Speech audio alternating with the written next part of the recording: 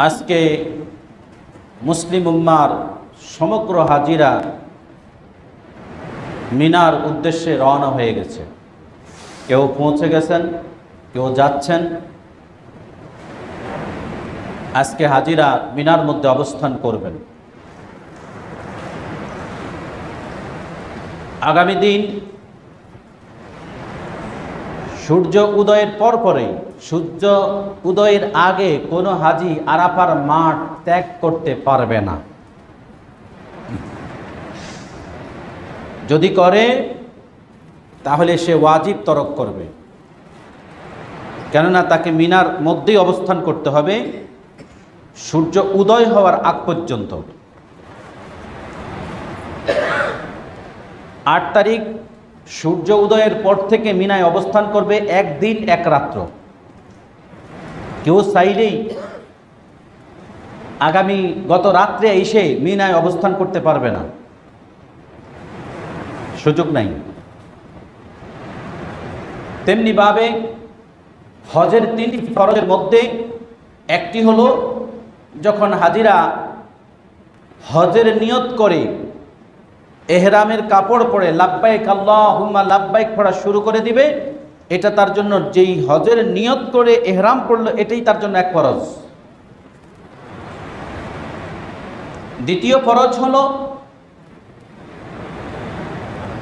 সূর্য উদয় থেকে সূর্যাস্তের আগ পর্যন্ত, সূর্য উদয় থেকে সূর্যাস্তের আগ পর্যন্ত 9 তারিখ সারাদিন আরাফার মাঠে অবস্থান করবে। এটাকে আরবিতে বলে উকুফুল আরাফা। উকুফ ওয়াকফুন শব্দ থেকে, ওয়াকফুন শব্দটির ইংলিশ মিনিং হলো স্টপ, যা কোরআনুল কারিমে আপনারা যখন তেলাওয়াত করেন সেখানে কোথাও কোথাও আপনারা পাবেন উকুফ, ওয়াও কাফ ফা, দেখবেন পাশে লেখা আছে, এরকম সাইডে দিয়ে লেখা থাকে ওয়াও ফা কফ। এটা হলো ওয়াকফুন, উকুফুন, স্টপ। এখানে থেমে যান, এখানে থেমে যেতে হবে। তা আরাফার মাঠে লোকেরা অবস্থান করবে, এখানেই এসে স্টপ হয়ে যাবে নির্দিষ্ট একটা সময় পর্যন্ত। এখান থেকে আর বের হওয়া যাবে না। যদি বের হয়ে যায় তার ফরজ আদায় হবে না, তার ফরজ আদায় হবে না। এটাকে বলে উকুফুল আরাফা, আরাফায় অবস্থান করা ফরজ। তৃতীয় ফরজ হলো জামারায় আকাব, আকাব জামারায় আকবার, অর্থাৎ যেই বড় জামরা, জামরায় আউয়াল, জামরায় সানি, জামরায় সালেস। তো এই জন্য বলে ছোট শয়তান, মেজো শয়তান, বড় শয়তান। ছোট শয়তান, মেজো শয়তান, বড় শয়তান, এটা বাঙালির ভাষা আর কি। ওখানে কিন্তু এটা না। জামারায় আউয়াল, জামারায় সানি, জামারায় সালেস, প্রথম জামারা, দ্বিতীয় জামারা, তৃতীয় জামারা। তাই আরাফায় অবস্থান করার পরে রাত্রিবেলায় মুজদালেফায় অবস্থান করতে হবে, রাত্রি যাপন করবে।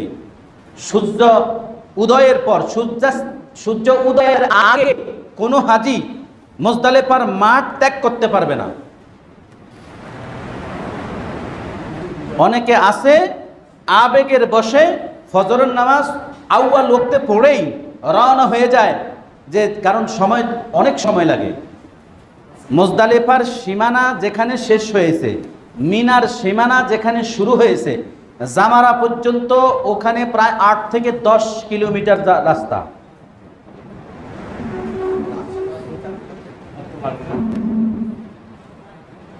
কত কিলোমিটার? 10 কিলোমিটার। অনেকে বলে কি যে গাড়ি আছে, গাড়ি দিয়ে যাবে, তাহলে আপনি একটা সুন্নাত থেকে মাহরুম হলেন। রাসূল সাল্লাল্লাহু আলাইহি সাল্লামের সময় বাহন ছিল নাকি ছিল না? ছিল, ছিল। উট ছিল না, ঘোড়া ছিল না, খচ্চর ছিল না, গাধা ছিল না? 4টা বাহন। ঘোড়া ছিল, উট ছিল, খচ্চর ছিল, গাধা ছিল। তারপরও নবীজি সাল্লাল্লাহু আলাইহি সাল্লাম মদিনার থেকে মক্কায় গেলেন উটে চড়ে। মদিনা থেকে মক্কায় গেলেন উটে চড়ে, এবং রাসূল সাল্লাল্লাহু আলাইহি সাল্লামের জন্য একটি নির্ধারিত উট ছিল নাকি ছিল না? নির্ধারিত উট ছিল। তারপরেও নবীজি সাল্লাল্লাহু আলাইহি সাল্লাম মক্কা থেকে মিনায় পায়ে হেঁটে গিয়েছেন, মিনা থেকে আরাফায় পায়ে হেঁটে গিয়েছেন, আরাফা থেকে মুজদালিফায় পায়ে হেঁটে গিয়েছেন, মুজদালিফা থেকে মিনায় পাথর জামারায় আকবার পাথর নিক্ষেপ করার জন্য পায়ে হেঁটে গিয়েছেন। আর আমাদের হাজিরা এখন যাওয়ার আগেই বলে, হুজুর আমি খুব দুর্বল মানুষ, পায়ে ব্যথা, পায়ে জখম, ডায়াবেটিস, আমি হুজুর হাঁটতে পারবো না, একটুই দুর্বল ক্লান্ত হয়ে যাব। আপনি কিসে যাচ্ছেন? আনন্দ আরাম করতে, নাকি হজ নামক একটি কষ্ট সহিংসু বুঝার জন্য যাচ্ছেন? কিসের জন্য? ইসলাম যে এমনি এমনি প্রতিষ্ঠা হয় নাই, কষ্ট ব্যতীত, ত্যাগ ব্যতীত, সহিংসতা ব্যতীত যে ইসলাম প্রতিষ্ঠা হয় নাই, হজ প্রতিষ্ঠা হয় নাই। নবী করিম সাল্লাল্লাহু আলাইহি সাল্লাম সাহাবায়ে কেরাম এমনি এমনি এসির ভিতরে বসে, খেজুর গাছের ছাউনির নিচে বসেই রাষ্ট্র থেকে রাষ্ট্র ইসলাম প্রচার করতে পারেন নাই।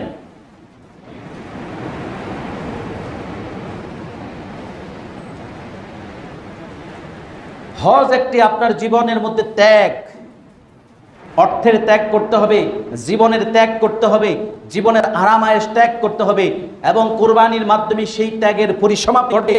সর্বশেষ দৈহিক আপনার সৌন্দর্য, মাথার চুলটাকে মুন্ডিয়ে কিংবা ছোট করার মাধ্যমে, এই ত্যাগের মাধ্যমে আপনাকে পরিশুদ্ধ হওয়ার আল্লাহ তাআলা ব্যবস্থা দিয়েছেন। ত্যাগ জিনিসটা কি বুঝেন নাই? বুড়া বয়সে হয়তো ত্যাগ বুঝবেন না। একটা ইয়াং ছেলে যার বয়স 20-22 বছর, সে ফ্যাশন করার জন্য চুল রাখছে, তার চুলটা কাইটা দেখেন সে আপনার সাথে কিরূপ আচরণ করে, তার ত্যাগ এখানে কি করছে সে। ভুল বলছি মনে হচ্ছে? আপনার আমার ছেলে সন্তান নাতি নাতনি আছে না, চুল বড় রাখছে, আপনি কোন রকম ধরে বাঁধে নিয়ে তাকে সেলুনে নিয়ে চুলটা কেটে দিয়েছেন, ওই সারাদিন আপনার সাথে কথাও বলবে না। আপনি যদি কোনো খাবার হতেন খাবেও না। ভুল বলছি? ত্যাগ, ত্যাগ, কোরবানি একটা ত্যাগ। আপনার সম্পদ আছে, এই সম্পদটাকে ত্যাগ করে লিল্লাহিয়াত আল্লাহর জন্য একটা পশু কোরবানি করবেন। ত্যাগ, ত্যাগ আনতে হবে ভিতর থেকে। গোটা জিন্দেগি যদি আপনার জন্য ত্যাগ করতে পারেন, জেনে রাখুন আপনার ডান হাতে আপনার জান্নাত নড়চড় করছে। সুবহানাল্লাহ। আপনার জীবনটাকে যদি ইসলামের জন্য ত্যাগ করে দিতে পারেন, নিশ্চিত থাকলে আপনার ডান হাতের আমল নামার মধ্যে আপনার জান্নাত নড়চড় করছে। সুবহানাল্লাহ। এই ত্যাগ আমরা করতে পারি না, ত্যাগ আমরা দিতে পারি না। ত্যাগ বিসর্জন দিতে হলে এক নম্বরে আপনার অন্তরের যে রিপু, অহংকার, হিংসা, আত্মকেন্দ্রিক চিন্তা ভাবনা, এগুলোকে ত্যাগ করে দিতে হবে। যতক্ষণ পর্যন্ত এগুলো লালন পালন করবেন কলবের মধ্যে, অন্তরের মধ্যে, মস্তিষ্কের মধ্যে, এতক্ষণ পর্যন্ত আপনি আপনার কোনো কিছু ত্যাগ করে প্রশান্তি লাভ করতে পারবেন না। যদি অহংকার ত্যাগ করতে পারেন, আত্মকেন্দ্রিক চিন্তা ভাবনা ত্যাগ করতে পারেন, লিল্লাহিয়াত আল্লাহর জন্য, ভালোবাসবেন কাউকে আল্লাহর জন্য, ঘৃণা করবেনও আল্লাহর জন্য। কিন্তু কাউকে ভালোবাসা কিংবা ঘৃণা করা যদি দুনিয়ার কোনো স্বার্থের জন্য হয়, জেনে রাখুন এখন পর্যন্ত আপনি ইমানদার হতে পারেননি, মুহাম্মদুর রাসূলুল্লাহ সাল্লাল্লাহু আলাইহি ওয়াসাল্লাম এর উম্মত হইতে পারেননি। সবচেয়ে বেশি যন্ত্রণা, সবচেয়ে বেশি নির্যাতন করা হয়েছিল নবী মুহাম্মদ সাল্লাল্লাহু আলাইহি ওয়াসাল্লামকে। সবচেয়ে বেশি নির্যাতন করা হয়েছে সাহাবায়ে কেরামকে। সবচেয়ে বেশি নির্যাতন করা হয়েছে পরবর্তী সময় জাহেলেরা, তাবুত তাবিনদেরকে। সবচেয়ে বেশি নির্যাতন করা হয়েছে মুস্তাহিদদেরকে। কারা কারা মুস্তাহিদ? ইমামে আজম আবু হানিফা রাহিমাহুল্লাহ, তিনি একজন মুস্তাহিদ গবেষক। ইমামে আবু শাফি রাহিমাহুল্লাহ, তিনি একজন গবেষক মুস্তাহিদ। ইমাম মালিক, ইমাম হাম্বল, ইমাম আবু ইউসুফ, ইমাম জৌফার, এরা সব মুস্তাহিদ। এদের এক একজনের উপর এক একটা হিস্টরি রয়েছে নির্যাতনের। তারা ইসলামের জন্য ত্যাগ করেছে। আজকের এই দুনিয়ায় আপনাকে মসজিদে পর্যন্ত প্রবেশ করানোর জন্য তাদের ত্যাগগুলো জড়িত রয়েছে। তাদের ত্যাগের বিনিময়ে আজকে আপনি মসজিদে আসতে পেরেছেন, তাদের ত্যাগের বিনিময়ে আপনার বাপ দাদা মুসলমান হতে পেরেছে, আপনি মুসলমানের নাম ধরে আপনি আসছেন এবং আপনাকে আল্লাহ সম্মানিত করেছেন। আমি বলছি না, মুহাম্মদ সাল্লাল্লাহু আলাইহি সাল্লাম বলছেন, আপনি যে আজকে ঈমানদার হতে পেরেছেন, আপনাকে যে আল্লাহ সম্মানিত করেছেন, বিশ্বাস হয় না? মুহাম্মদুর রাসূলুল্লাহ সাল্লাল্লাহু আলাইহি সাল্লাম বিদায় হজ্জের ভাষণে বলে দিয়েছিলেন, ইখওয়াতুল ঈমান, ইখওয়াতুল ঈমান, হে ঈমানের ভাইরা, ইন্নানা নাদউ লিতামাসসুক বিকিতাবিল্লাহ, আমি তোমাদেরকে আহ্বান করছি আল্লাহর কিতাবের দিকে। বুঝে নেন, নবীজি সাল্লাল্লাহু আলাইহি সাল্লাম কিসের দিকে আহ্বান করেছিলেন?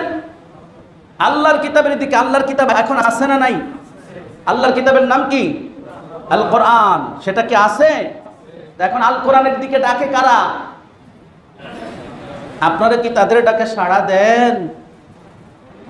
এটা তো বিদায় হজ্জের ভাষণে নবীজি সাল্লাল্লাহু আলাইহি সাল্লাম বলেছেন, ইখওয়াতুল ঈমান, হে ঈমানের ভাইরা, ইন্নানা নাদউ, আমি তোমাদেরকে আহ্বান করছি লিতামাসসু বিকিতাবিল্লাহ, আল্লাহর কিতাবের দিকে। আমি তোমাদেরকে আল্লাহর কিতাবের দিকে আহ্বান করেছি।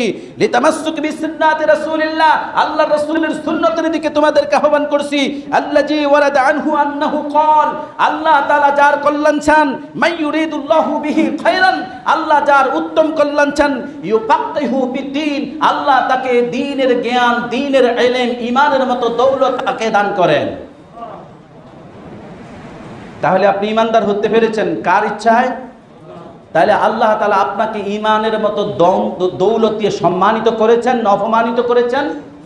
আমি আসবো সামনের আলোচনায় ইনশাআল্লাহ তাআলা। এর আগের আয়াতে আসছে, ওয়া কুনতুম আলা শাফা হুফরাতিন মিনান নার ফাআনকাযাকুম মিনহা। এই আয়াতের ব্যাখ্যায় আমি আসবো ইনশাআল্লাহ। আল্লাহ সুবহানাহু ওয়া তাআলা এই জমিনের মধ্যে আপনাকে কি বলেছেন? আল্লাহ সুবহানাহু ওয়া তাআলা সূরাতুল আলে ইমরান 103 নম্বর আয়াতে আল্লাহ বলেন, ওয়া'তাসিমু বিহাবলিল্লাহ। এখন কোরআনের অনুসরণ করবেন নাকি করবেন না? যদি করেন তো ঈমানদার, যদি না করেন তো আপনি ঈমান থেকে নিজেকেই নিজে খারিজ করে দিলেন। ওয়া'তাসিমু বিহাবলিল্লাহ, তোমরা আল্লাহর রজ্জুকে দৃঢ়ভাবে ধারণ করো, ধরে রাখো। আল্লাহর রজ্জু, তাফসীরে মাঝহারি, তাফসীর ইবনে কাসিরে আসছে, রজ্জু হলো এমন, রজ্জুর কথা এই জন্য বোঝানো হয়েছে, নিচে পড়ে যাওয়া কোনো ব্যক্তি, ভালোভাবে অনুধাবন করেন, একটু এইদিকে খেয়াল করেন প্লিজ। নিচে পড়ে যাওয়া কোনো ব্যক্তি যখন পড়ে যেতে নেয়, উপর থেকে যদি কোনো ঝুলন্ত রশি থাকে, সে যদি ওই রশিটা ধরতে পারে তাহলে সে আর নিচের মধ্যে পতিত হয় না। অতএব উপর থেকে নিচের দিকে কোনো কাজ করা ব্যক্তি তার নিজেকে সেফটির জন্য, নিজেকে আত্মরক্ষার জন্য উপর থেকে একটা রশি ঝুলিয়ে দেয়, যাতে করে সে ওই রশি ধরে ধরে কাজ করতে পারে এবং পড়ে যাওয়ার আশঙ্কা থাকলে রশিটাকে দৃঢ়ভাবে আঁকড়ে ধরতে পারে। ওয়া'তাসিমু বিহাবলিল্লাহর ব্যাখ্যায় বলা হয়েছে যে এইটা এমন রশি, আল্লাহ সুবহানাহু ওয়া তাআলার আরশে মুআল্লা থেকে জমিনের দিকে কোরআনের রশিটা এসেছে। যদি ওই রশি কেউ ধরে রাখতে পারে, তার তলদেশে জাহান্নাম রয়েছে, সে ওই রশি যদি দৃঢ়ভাবে ধারণ করতে পারে, সে জাহান্নামের মধ্যে পতিত হবে না। আর ওয়া'তাসিমু বিহাবলিল্লাহ, আরশে মুআল্লা থেকে কোরআন নামক যেই রশিটি এসেছে, সেটা যদি সে ছেড়ে দেয় তাহলে সে অবশ্যই জাহান্নামে পতিত হবে। বুঝেছেন না বুঝেন নাই? এখন জাহান্নামের দিকে রশি চলে গিয়েছে, যদি আরশে মুআল্লা থেকে কোরআন নামক যেই রশিটি এসেছে সেটি ধরে রাখতে হবে। কিসের মাধ্যমে? গ্রহণ করার মাধ্যমে না বর্জন করার মাধ্যমে? গ্রহণ করার মাধ্যমে। কি গ্রহণ করবেন? আল্লাহ সুবহানাহু ওয়া তাআলা কোরআনে যা কিছু হারাম করেছেন সেগুলো কি গ্রহণ করবেন না প্রত্যাখ্যান করবেন? এখন আপনার জীবদ্দশার সাথে মিলিয়ে নেন। আল্লাহ যা কিছু নিষেধ করেছেন, আপনি কি সেগুলো আপনার জীবদ্দশায় চলায় ফিরায়, উঠায় বসায়, কাজে কর্মে, সামাজিকভাবে আপনি কি সেগুলো গ্রহণ করছেন না প্রত্যাখ্যান করছেন? তাহলে কি আল্লাহর রজ্জু ওয়া'তাসিমু বিহাবলিল্লাহ, আল্লাহর রজ্জু কি ধরতে পেরেছেন এখনো?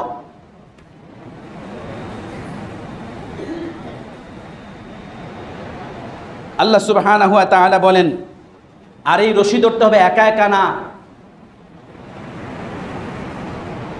জামিআ, সম্মিলিতভাবে।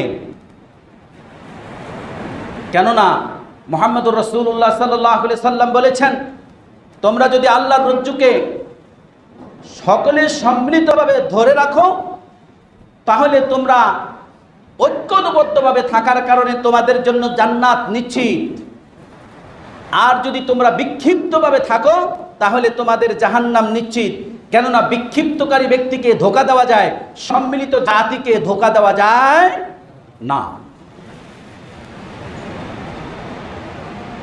সম্মানিত হাজিরিন, আল্লাহ সুবহানাহু ওয়া তাআলা বলেন, ওয়ালা তাফাররাকু, সামান্য কোনো বিষয় নিয়ে তোমরা পরস্পরের মধ্যে মতপার্থক্য করে বিচ্ছিন্ন হইও না। দুনিয়ার কোনো মহত্বের মধ্যে, দুনিয়ার কোনো ভোগ বিলাসিতার মধ্যে থেকে তোমরা পরস্পর কি হইও না, ওয়ালা তাফাররাকু, ফারাক হইও না, পার্থক্য হইও না, নিজেদের মধ্যে মনোমালিন্য সৃষ্টি করো না। এরপর আল্লাহ বলেন, ওয়াজকুরু, তোমরা স্মরণ করো নি'মাতাল্লাহ, আল্লাহর নিয়ামতকে, আল্লাহর অনুগ্রহকে, আলাইকুম, যা আল্লাহ তোমাদের উপর দিয়েছেন। ইয কুনতুম আ'দাআন, তোমরা পরস্পরের শত্রু ছিলে। আয়াতটির যদি শানে নজুল লক্ষ্য করি, আউস এবং খাজরাজ গোত্র, যা ইসলামের ইতিহাসে রয়েছে আপনারা জানেন, আউস এবং খাজরাজ গোত্র মুহাম্মদ রাসূলুল্লাহ সাল্লাল্লাহু আলাইহি সাল্লাম আসার আগে, নবুয়ত আসার আগে, তারা 120 বছর যাবৎ সামান্য একটা বিষয় নিয়ে তারা পরস্পরে যুদ্ধ বিগ্রহে বছরের পর বছর নয়, তারা 120 বছর পর্যন্ত তারা ঝগড়া বিবাদে পরস্পরের মধ্যে যুদ্ধ বিগ্রহে লিপ্ত ছিল। অথচ তারা একই কওমের ছিল, একই জাতির ছিল, একই পিতার থেকে তারা আলাদা হয়েছিল, একই পিতার থেকে তারা আলাদা হয়েছিল। সামান্য একটা বিষয়ে একজনকে হত্যার দায়ে আউস এবং খাজরাজ গোত্র 1 দিন 2 দিন নয়, বছরের পর বছর 120 বছর যাবৎ এই পক্ষ ওই পক্ষের মধ্যে যুদ্ধ বিগ্রহে লিপ্ত ছিল। শুধুমাত্র 3টি হারাম মাস ব্যতীত, মুহররম, সফর, 3টি হারাম মাস ব্যতীত মুহররম মাসে তারা যুদ্ধ বিগ্রহ করতো না, সফর মাসে তারা যুদ্ধ বিগ্রহ করতো না, এবং শাওয়াল মাসে তারা যুদ্ধ বিগ্রহ করতো না। এই 3টি হারাম মাস ব্যতীত তারা 9টা মাস তারা যুদ্ধ বিগ্রহ করতো একজন আরেকজনের বিরুদ্ধে।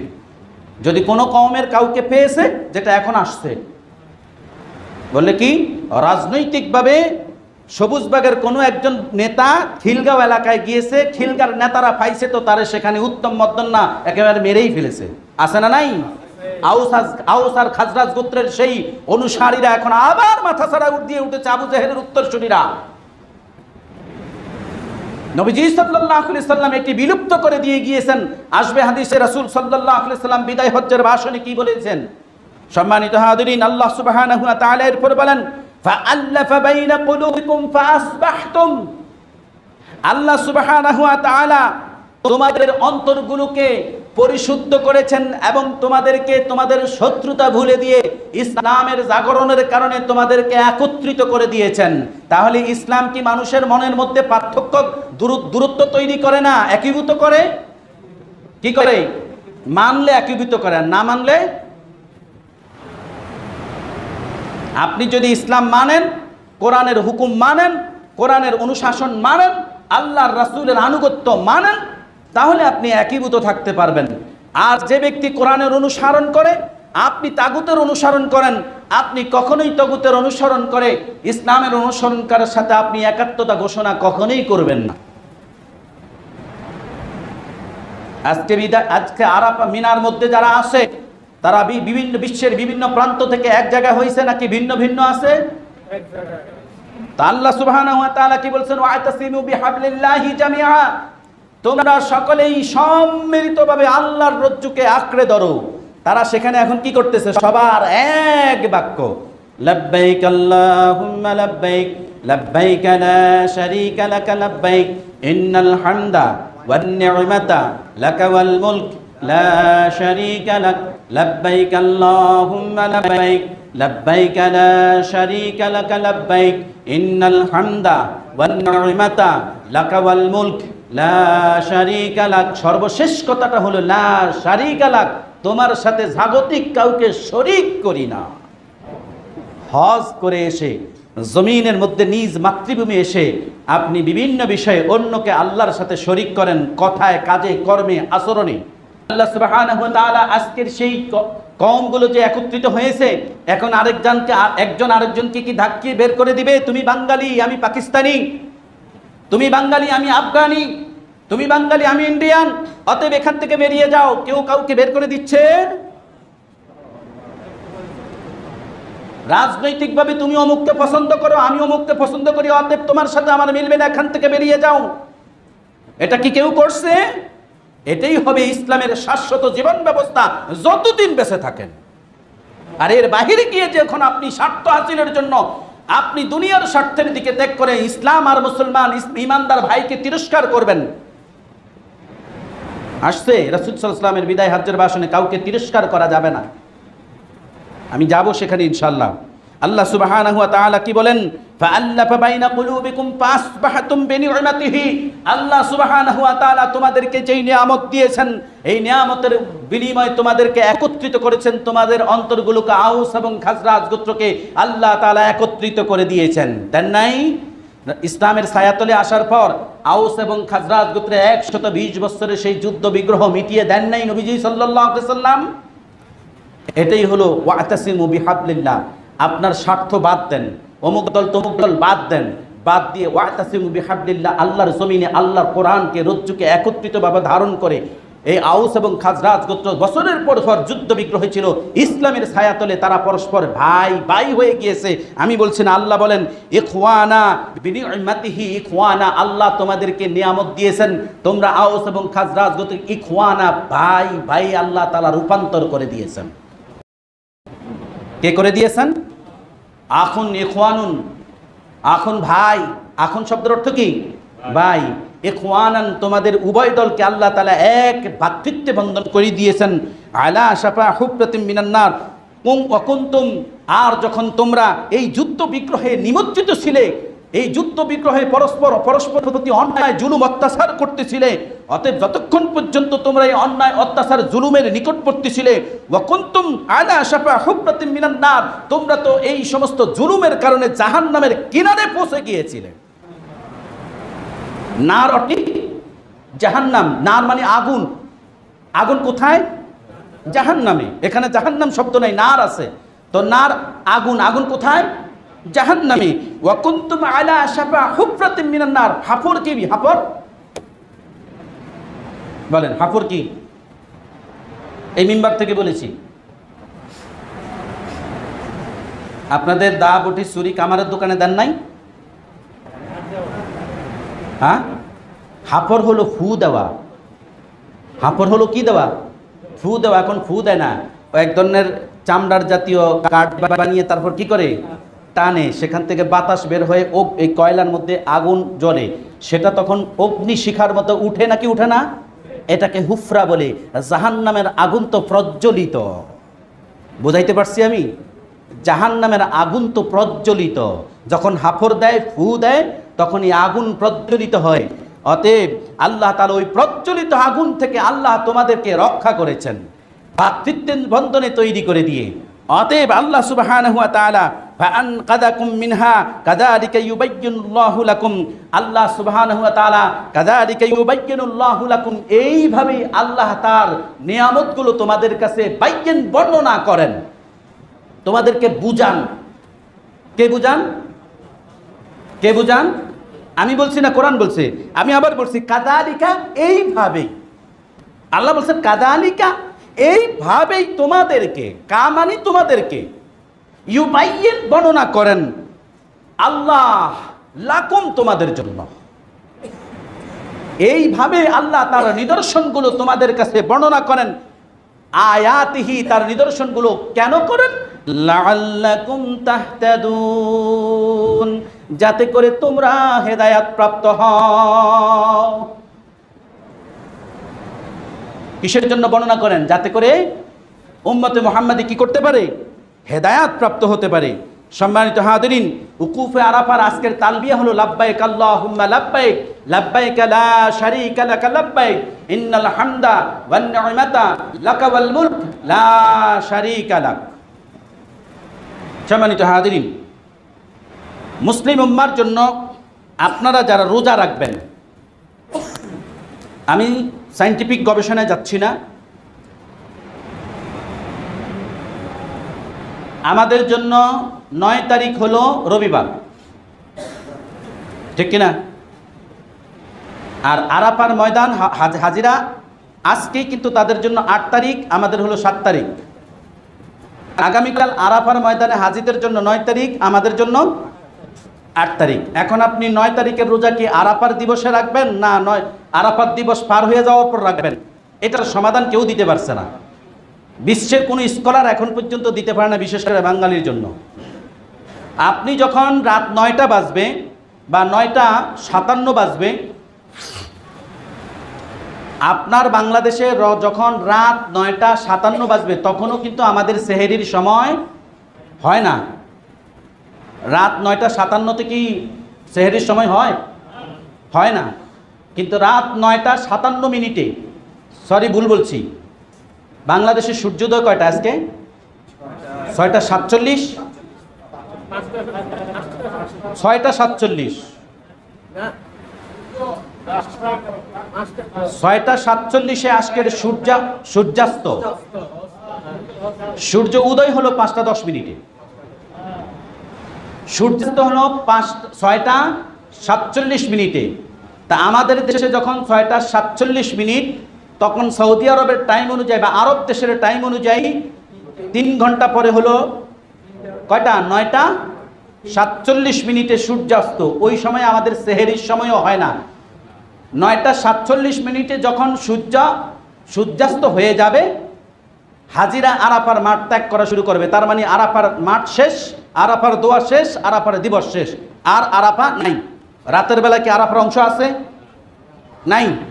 এখন আপনি রোজা রাখবেন আরাফার দিবসকে কেন্দ্র করে, এখন আপনার জন্য হাজিরা কিন্তু ওই মুহূর্তে আরাফার মাঠে নাই, মুজদালিফা। এখন কি করবেন? আপনার রোজা কি হবে? আপনি যখন রোজা রাখলেন, হাজিরা ওই সময় জামারায় আকবারে পাথর নিক্ষেপ করে মাথা মুন্ডি হালাল হয়ে গেছে, বুঝেন নি?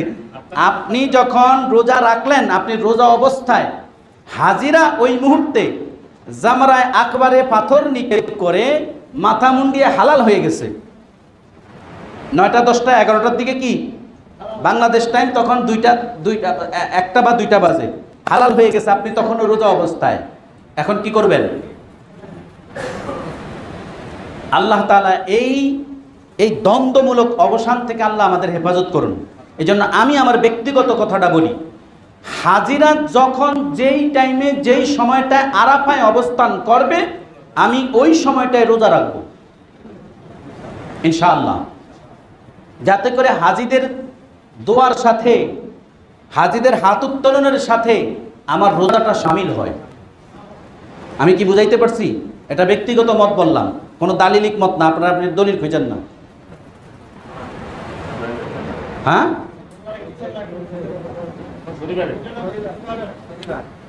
আরাফার দিবসে যেই ব্যক্তি রোজা রাখবেন, আল্লাহ সুবহানাহু ওয়া তাআলা তার পূর্বের এবং পরের অগ্রিম 2 বছরের যাবতীয় গুনাহ আল্লাহ তাআলা মাফ করে দিবেন। আল্লাহর হকের সাথে যা সংশ্লিষ্ট, বান্দার হকের সাথে মাফ করবেন, এই ধরনের কোনো সংজ্ঞা হাদিসের এবারতে আসে নাই।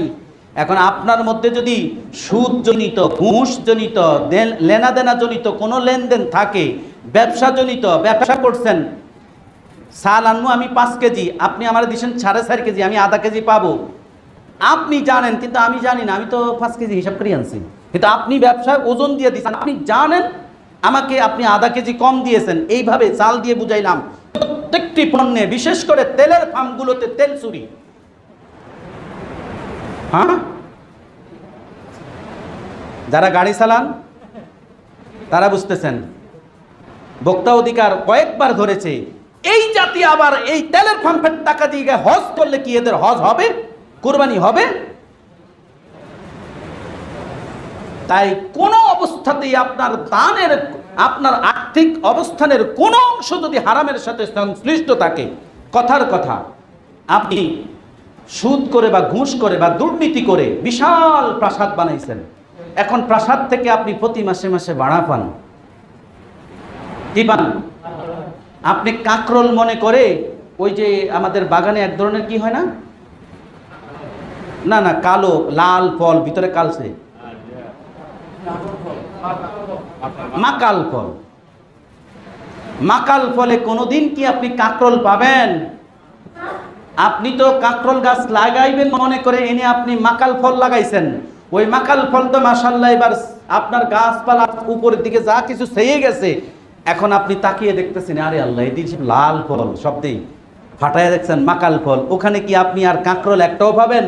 হারাম উপার্জিত সম্পদ থেকে বিশাল প্রাসাদ, প্রাসাদের প্রাসাদ করলেন, সেখান থেকে আপনি হারাম উপার্জনের হারাম থেকে আপনি মাকাল ফল ছাড়া তো কখনোই আপনি কাকরোল ফল আশা করতে পারবেন না। করলেও এটা আপনার জন্য গুনাহের কাজ হবে। আল্লাহ সুবহানাহু ওয়া তাআলা আমাদের বুঝার তৌফিক দান করুন।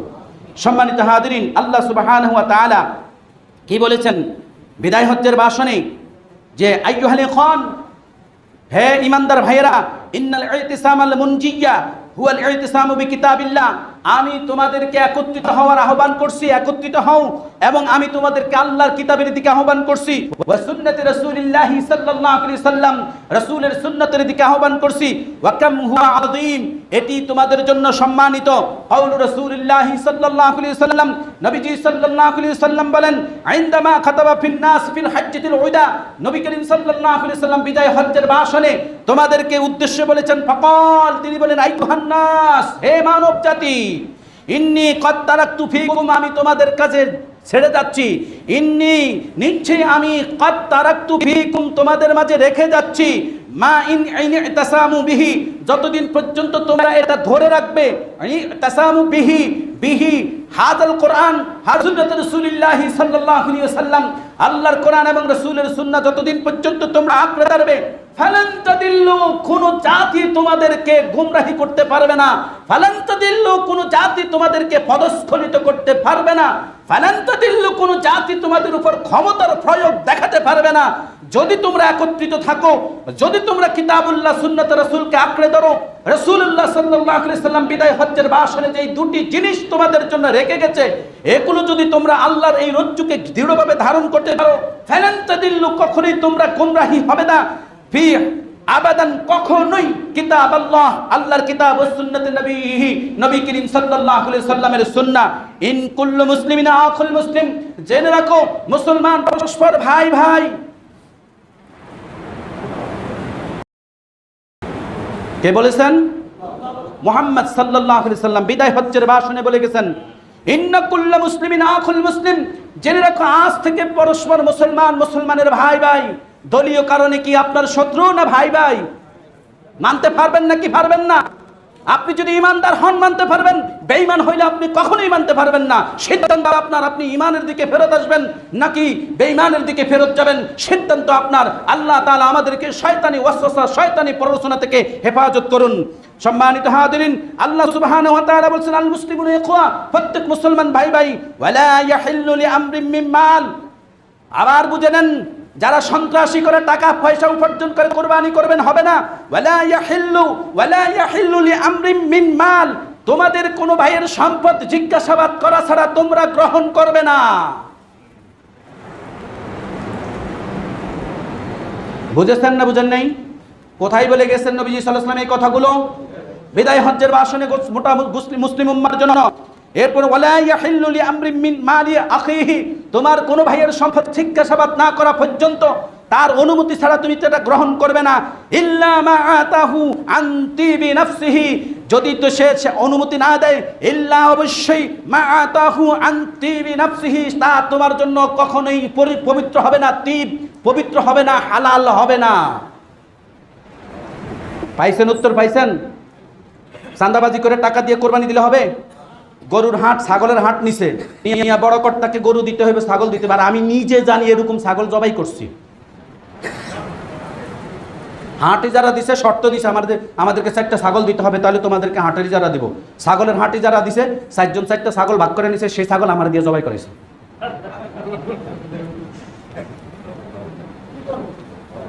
হ্যাঁ, আশ্চর্য হচ্ছেন না হুজুর? তাহলে আপনি কেমনে জবাই করছেন? আমি তো জানতাম না, পরে না জানছি ঘটনা এটা। এরপর থেকে সে যত ছাগল এইরকম ফাইতো জবাই করার জন্য ডাকতো, আমি গরু জবাইতে ব্যস্ত থাকতাম, আমি বলতাম যে ভাই আমি তো গরু কাটাতে ব্যস্ত, গায়ের রক্ত আমি আসতে পারবো না। আল্লাহ আমাদের হেফাজত করুন। ইল্লা মা আতাহু আন তিবি নাফসিহি, কোন ভাইয়ের সম্পদ তুমি জিজ্ঞাসাবাদ করে তা গ্রহণ করো না। যদি তুমি সেটা গ্রহণ করো সেটা তোমার জন্য কখনোই পবিত্র হবে না, অর্থাৎ হালাল হবে না। ওয়ালা তাজলিমু, পরস্পরের প্রতি জুলুম করবে না। কে বলেছেন? মুহাম্মদ সাল্লাল্লাহু আলাইহি সাল্লাম বলে গেছেন, ওয়ালা তাজলিমু, তোমরা পরস্পরের প্রতি জুলুম করবে না। ওয়ালা তারজু, হায় আফসোস মানুষগুলো কোথায় ফেরত যাচ্ছে? নবীজি সাল্লাল্লাহু আলাইহি সাল্লাম ওয়ালা তারজু, তোমরা ফিরে যেও না বাদি, ইসলাম গ্রহণ করার পরে, বাদি আমার কাছে আসার পরে, আমার কাছে মুহাম্মদ সাল্লাল্লাহু আলাইহি সাল্লামের দিকে আসার পরে, মুহাম্মদ সাল্লাল্লাহু আলাইহি সাল্লামের দিকে আসা মানেই তো ইসলাম গ্রহণ করা। বাদি আমার দিকে আসার পরে, আমার নিকট আসার পরে, মুহাম্মদ সাল্লাল্লাহু আলাইহি সাল্লামের দিকে আসার পরে, কিতাবুল্লাহ সুন্নাত রাসূলের দিকে আসার পরে, কুফফারান, তোমরা কুফরির দিকে ফেরত যেও না।